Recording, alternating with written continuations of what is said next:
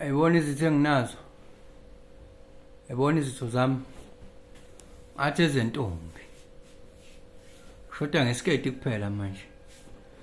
Hawu abanye bakhala ngaphansi la usisi. La. Lalela ke lokhuza.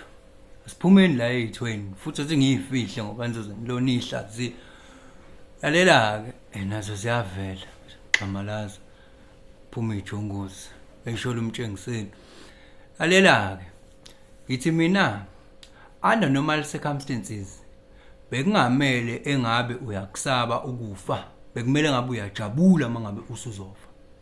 Bekumele ngabe uyajabula ukuthi wow, sesiyafika leso sikhathi leso la umuntu ezofa khona. Bekumele ngabe excited ukuthi usazofa, yabo? Manje ke awukho excited ngesizathu sokuthini usenamananga wabambile. Angithi uyakhumbula ukuthi ikhaya uspiritual, ukuvakasha physical. Ungafika wena uthunye usuke ekhaya uthunye kwenye indawo. Mase ufika kuleyo ndawo awusafuni ukubuya.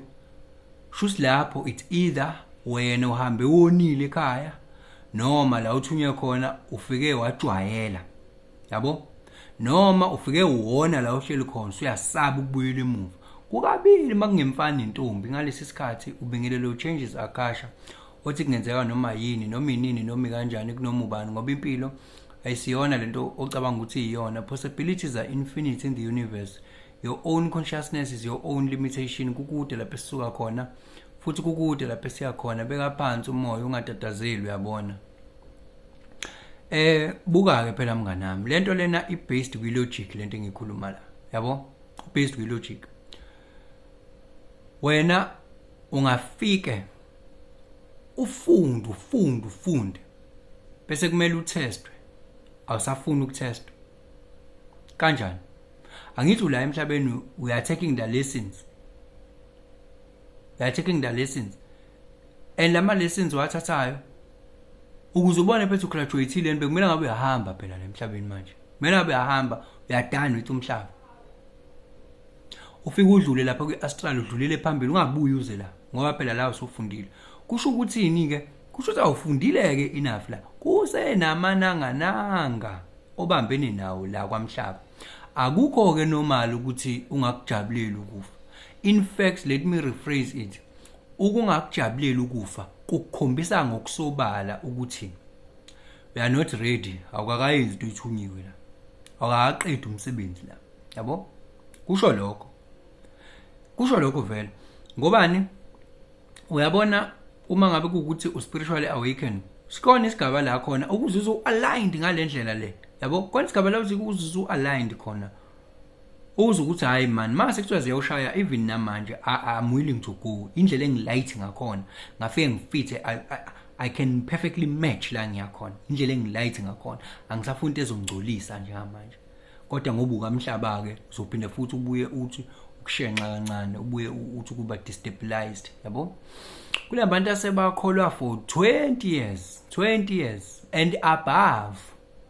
Kodwa namhlanje abekho excited ukuthi bazofa futhi abakufisi nalokho kufa lokho.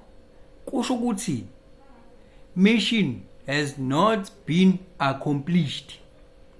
Yini eyenza usabe ukubuyela ekhaya la uvela khona na? Ngoba phela permanently is your home spiritual. Yini wenza ukuthi usabe?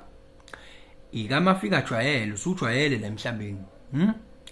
Ingane yakho ubungayazi, bazali bakho ubungabazi. Selifike najwayelana nonke la.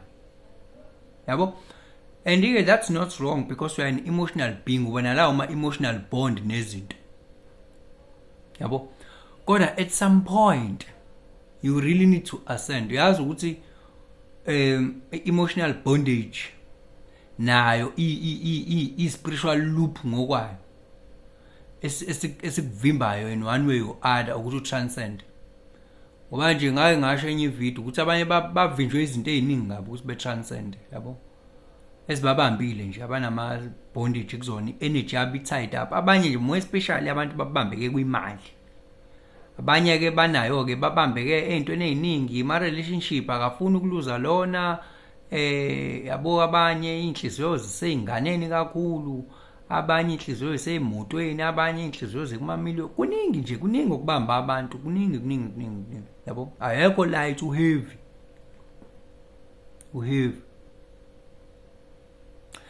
So-ke ngizoba nombuzo-ke la ngizowubuza kule second part le. Ngizoba nombuzo-ke la ngizowubuza, kodwa ngizowubuza ngasekugcineni futhi lo mbuzo, yabo.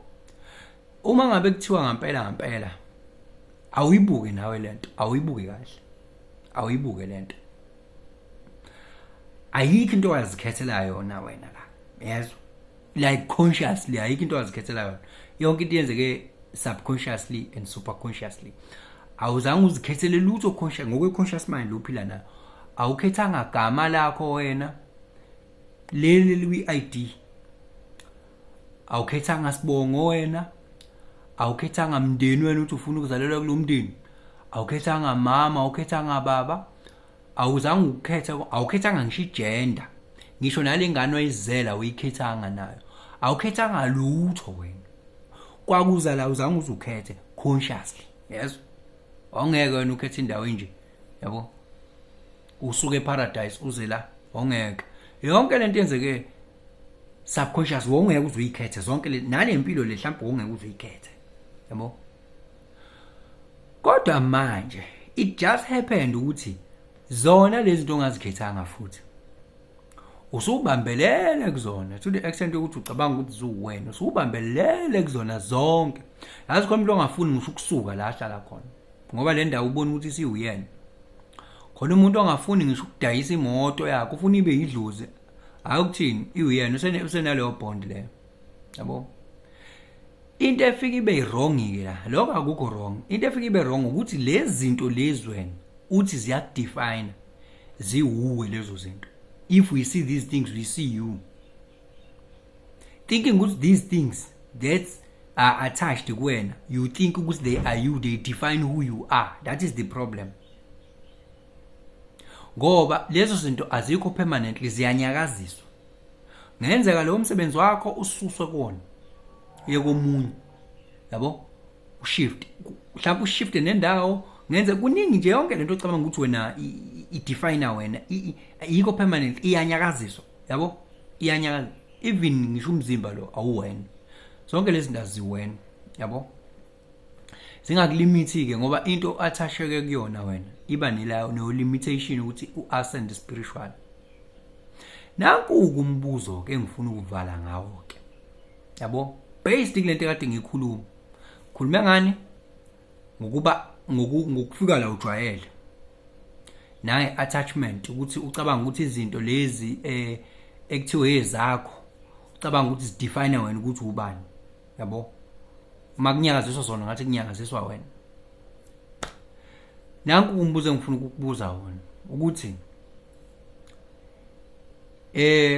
yini lena ongathi ngampela masubona hayibona nakho ngibhekwe ukufa manje, ubone ukuthi lento ngeke ngijabule ukuthi ngife ngingayilungisile lento. Yini le ekuwukuthi ngampela uma kuthiwa nakho ukugula kuyakuxina, uma ufike lo mkhuhlane ubone lo mkhuhlane ngathi unyuka nampela, umuka nampela, ubone ukuthi hayibo nakho ngathi ngiyafa. Yini le ongeke uzufisa ngampela ukuthi ufunga yilungisile? Ongeke ngampela ufisa ukuthi lento ife ubona ukuthi la cishe nokubuya ngingabuya lento le kumele ukuthi ilunge. Leyo ngathi nje mawuzo kuthiwa usibanibani uyakufuna, and ukufuna kabi ngoba ukufuna ngesibhamu, ubone ukuthi hayibo sibanibani phela uyingozi, usebakhuphulile babaningi, cishe ngiyahamba. Yini lo ngathi uma ungacela ukuthi impela ngicela ukunika ithuba ngilungise le.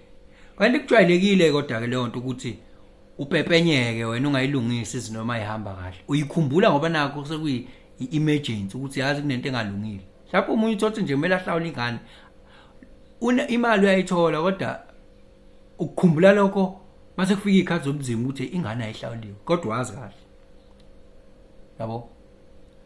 Andika ngisho ukugcina ukuyibhala nje, iqala ilungise futhi. Yini le? Ziningi izinto esibhekene nazo vele. Yini lo ngathi Nkosi ngicela unginike ichance ngilungise lento. before ngife.